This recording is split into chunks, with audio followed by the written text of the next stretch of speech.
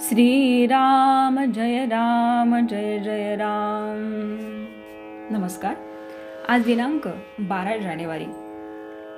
आजचा विषय आहे नाम व भगवंत। राम राम म्हणून राम कसा भेटेल या विचारण्यात काहीच अर्थ नाही। उलट असे म्हणता येईल की राम राम म्हटल्याशिवाय राम भेटणेच शक्य नाही। व्यवहारातही आपला हाच अनुभव आहे। समजा आपल्याला एका गावाला जायचे आहे, म्हणून आपण स्टेशनवर गेलो आणि जिथे जायचे आहे त्याचे सर्व वर्णन केले, पण नाव सांगता आले नाही तर आपल्याला तिकीट मिळेल का?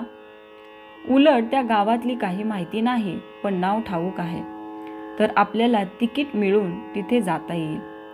म्हणजे ठिकाण माहितीचे आहे पण नाव तेवढेच न आठवले तर काही उपयोग होत नाही।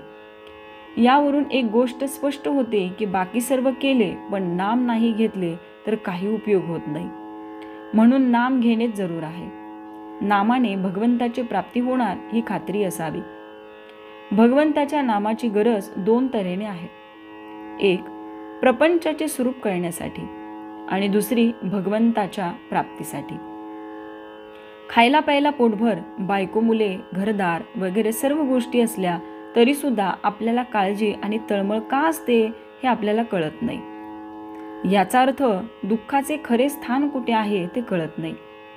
ते कळण्याकरता भगवंताच्या नामाची गरज आहे। भगवंताची तळमळ लागेपर्यंत नामाची जरुरी आहे। नंतर भगवंता वाचून आपल्याला दुसरा आधार नाही म्हणून नाम घ्यायला पाहिजे। आणि शेवटी भगवंताच्या दर्शनानंतर नाम सवयीने आपोआप येते। एकूण आरंभापासून शेवटपर्यंत भगवंताचे नामच शिल्लक राहते। जो नामस्मरण करील आणि त्याचे अनुसंधान ठेवील त्याला भगवंताची जिज्ञासा आपोआप उत्पन्न होईल। नामाकरता नाम घ्या की त्यात राम आहे हे कळेल। नाम घेताना जे घडेल ते चांगले आणि आपल्या कल्याणाचे आहे असा भरवसा ठेवा। भगवंताचे नाम हीच सच्चिदानंद स्वरूप सद्वस्तू होय।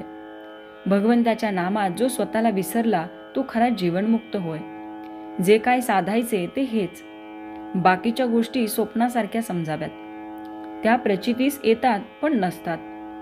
देहाशी असलेले आपले तादात्म्य हे एक प्रकारच्या सवयीने आणि अभ्यासाने झालेले आहे। याच्या उलट अभ्यास करून भगवंताचे चिंतन केले तर जसे आज देहाशी तादात्म्य आहे त्याचप्रमाणे भगवंताशी आपले तादात्म्य होईल। तात्पर्य, सकाळी उठताना, रात्री निसताना, जेवायच्या आधी नाम घ्यायचेच आणि भगवंताची आठवण करायचीच असा नियम करावा। तो आयुष्यात फार उपयोगी पडेल। श्रीराम जय जय राम।